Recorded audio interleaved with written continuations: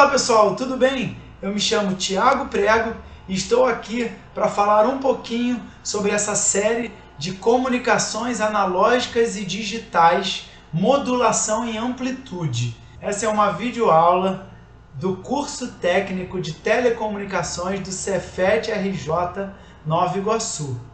Então, vamos lá. Nas nossas videoaulas, vamos falar sobre o porquê a gente deve fazer modulação para enviar e receber sinais de mensagem, e especificamente sobre a modulação em amplitude do tipo DSB.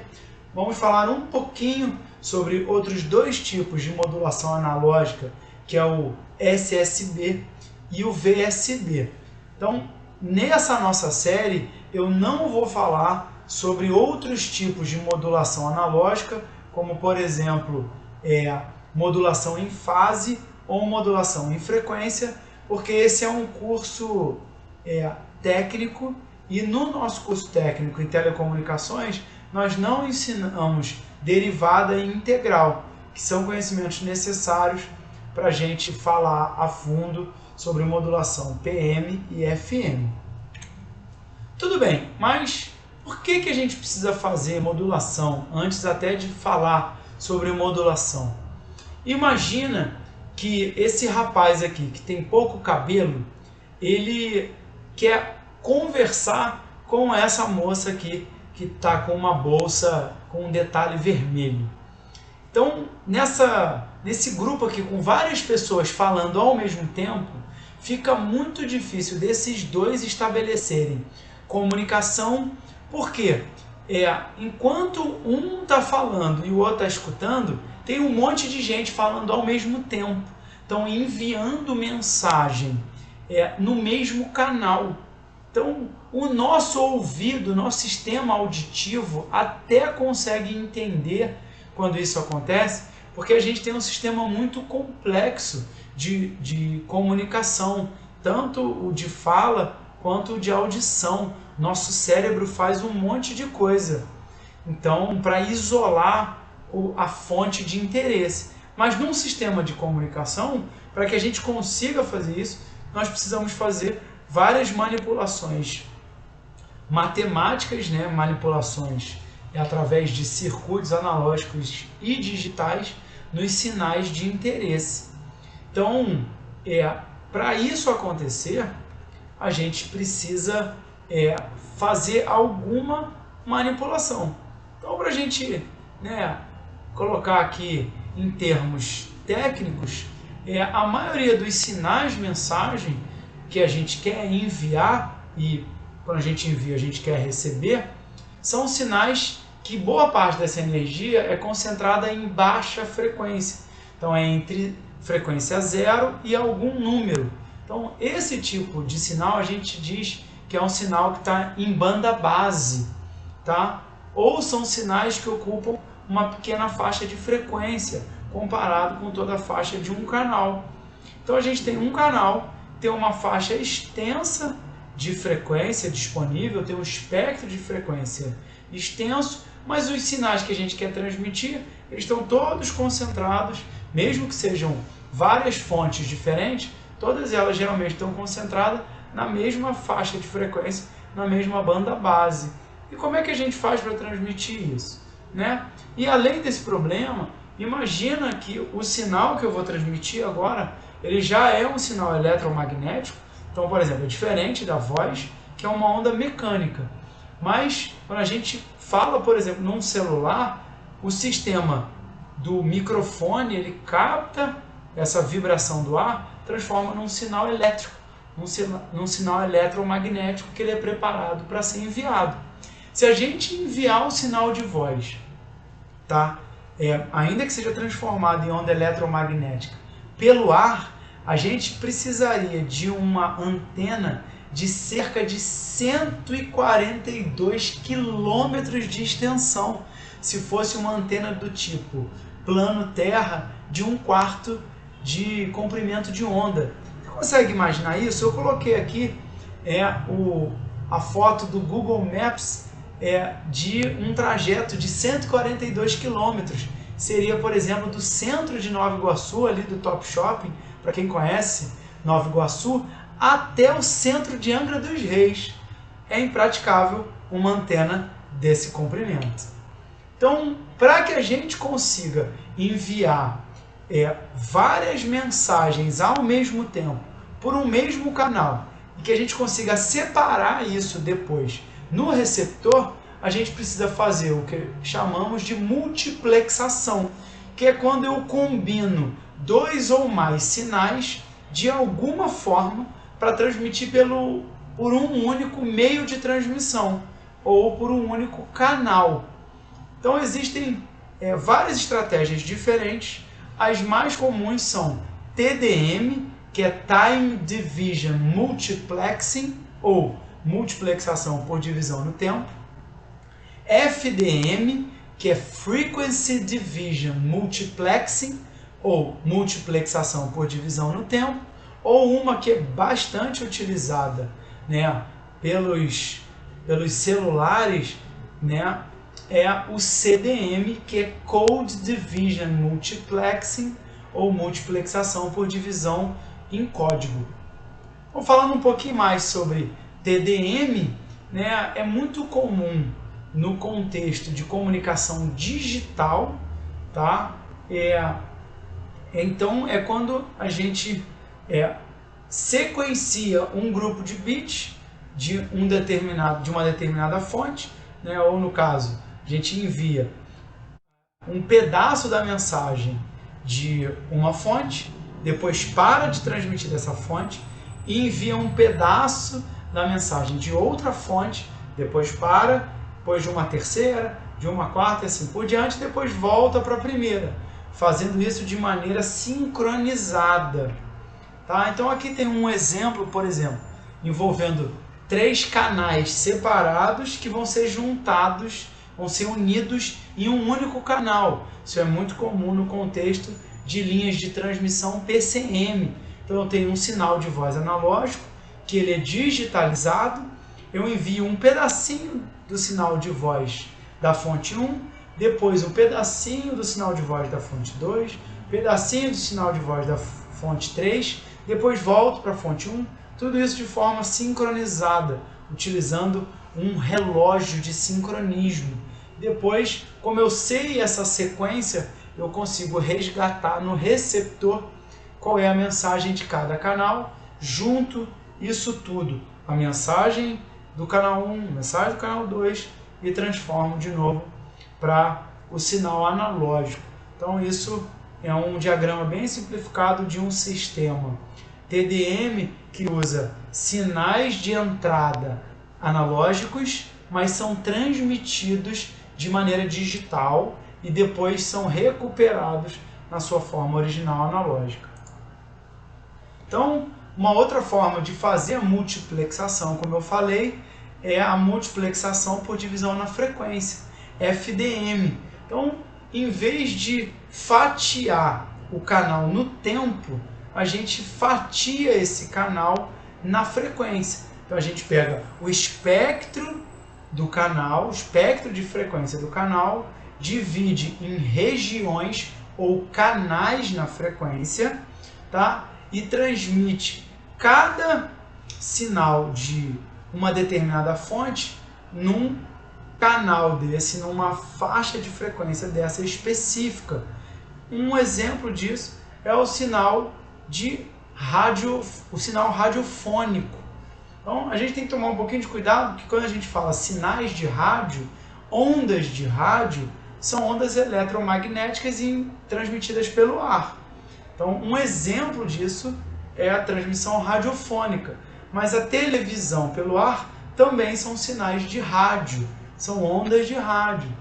Então, mas como é que a gente faz isso? Como é que a gente envia, por exemplo, sinais de voz em diferentes canais na frequência, se todo sinal de voz está concentrado ali entre 300 e 2 kHz? A gente vai precisar fazer o que a gente chama de modulação.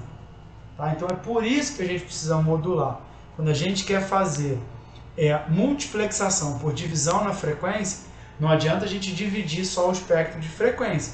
A gente tem que deslocar o sinal de mensagem da banda base para a banda específica. Então aqui graficamente, né, um exemplo disso, por exemplo, eu posso imaginar que cada canal desse na frequência é uma estação de rádio. Então digamos que a estação em azul é uma rádio que eu gosto de ouvir, que é a rádio 93 FM, que a onda, né, portadora, a frequência central dessa banda aqui de transmissão é 93,3 MHz. Tá? É uma rádio evangélica que eu gosto e eu preciso então fazer a modulação para deslocar na frequência o sinal que vai ser transmitido nessa rádio. E aí o que o aparelho rádio faz? Ele pega e demodula, ele desfaz o que a operação de modulação faz, para que a gente possa recuperar o sinal original de áudio, não necessariamente de voz, mas de áudio. Tá? E voltando aqui um pouquinho, então uma técnica análoga ao FDM é o WDM, que é uma técnica bem utilizada para comunicação por fibra ótica, né, do inglês Wavelength Division Multiplexing, que em vez de pensar na divisão por frequência, pensa no comprimento de onda, porque quando as pessoas pensam em luz, pensam em comprimento de onda e não em frequência. Mas quem já estudou ondulatória sabe que quando a gente varia o comprimento de onda de uma onda eletromagnética, a gente varia também a frequência dela e vice-versa. Variando frequência, varia comprimento de onda. Então falar de WDM é quase a mesma coisa que falar de FDM. Tudo bem, mas o que é então modulação? De uma maneira técnica de definir, é um processo pelo qual alguma característica de um sinal portador, de uma onda portadora, ou do inglês carrier, é variado segundo um sinal mensagem, um sinal modulante. Então, algumas definições muito importantes: o nosso sinal portador ou a nossa onda portadora, a gente vai chamar de XC, onde esse C minúsculo aqui é de carrier, portadora, XC de T. Nosso sinal mensagem ou o nosso sinal modulante é o M de T, é a mensagem que a gente quer transmitir. E o resultado dessa modulação, então o sinal modulado, a gente vai chamar de XT grande, onde a gente vai substituir esse T grande pelo tipo de modulação que a gente está usando. Então, os dois tipos principais de modulação analógica é modulação por onda contínua ou modulação por pulso. Modulação por onda contínua o sinal modulado é transmitido o tempo todo. A modulação por pulso é quando o sinal analógico ele é transmitido durante um tempo, daqui a pouco transmite de novo, transmite de novo. Nós só abordaremos a modulação por onda contínua. E nesse contexto, a nossa onda portadora, o nosso sinal portador, ele tem esse formato, porque o mais comum é utilizarmos um sinal senoidal. Então, a nossa portadora tem uma amplitude, e essa amplitude pode variar ao longo do tempo, por isso que é A de T. A gente tem a frequência angular, ou ômega C, da nossa portadora, né? A frequência linear é dada em Hertz, a frequência angular é dada em radiano por segundo, e a relação entre as duas é que ômega é igual a 2πf. Então, quando eu falei lá da estação 93 FM, que usa 93,3 MHz como frequência linear da onda portadora, a gente tem o equivalente a isso em radiano por segundo, multiplicando isso por 2π. Tá? Quando a gente varia a fase, a gente tem o que chama de modulação por fase, ou quando a gente varia a fase e deriva, a gente acaba alterando a frequência da portadora. Então a gente chama de modulação em frequência. Tá? Então, como eu falei, alterou a amplitude da portadora de maneira linearmente relacionada com o sinal mensagem, a gente diz que é uma modulação em amplitude, tá? Do inglês Amplitude Modulation. Se a gente altera a fase diretamente, a gente faz a modulação por fase, ou Phase Modulation, daí o PM. Se a gente altera a fase e depois deriva para transmitir, a gente faz a modulação em frequência, em inglês Frequency Modulation, daí o FM, tá? E esses dois últimos tipos que eu falei, PM e FM, fazem parte de um grupo que a gente chama de modulação em ângulo, porque justamente a gente está alterando o que está dentro do parênteses do cosseno. Nós só vamos tratar, como eu disse no início do vídeo, a modulação em amplitude, porque modulação em fase e em frequência necessita de conhecimentos que a gente não aborda no curso técnico em telecomunicações aqui do Cefet Nova Iguaçu. Então, por isso nós vamos concentrar em modulação em amplitude, que tem basicamente 4 tipos de se fazer modulação em amplitude, que é a modulação DSB-SC, que em inglês é Double Sideband Suppressed Carrier, em português, modulação com faixa lateral dupla com portadora suprimida, que historicamente não nasceu primeiro. Primeiro nasceu o que a gente chama de DSB-FC, que é Double Sideband Full Carrier. E quando a gente encontra na literatura simplesmente sendo mencionada a amplitude modulação AM, geralmente estão se referindo à modulação DSB-FC. Por isso que ela é conhecida como modulação em amplitude ordinária, de comum, de normal, que é muito utilizada. Então, transmissão radiofônica comercial no Brasil utiliza a modulação DSB-FC.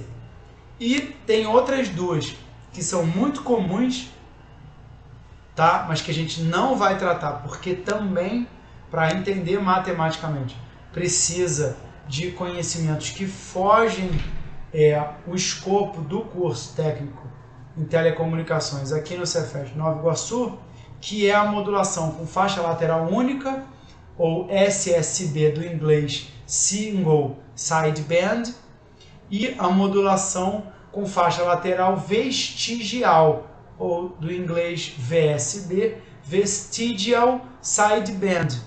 A modulação VSB ela foi utilizada durante muito tempo aqui no Brasil na transmissão da TV analógica comercial. E a modulação SSB é muito utilizada em comunicação não comercial, em comunicação militar, tá?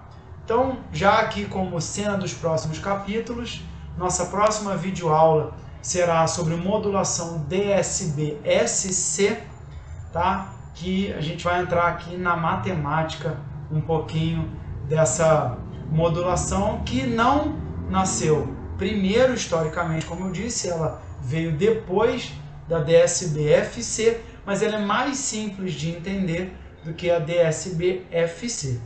Então, um abraço, um beijo no seu coração, que Deus te abençoe e até a nossa próxima videoaula.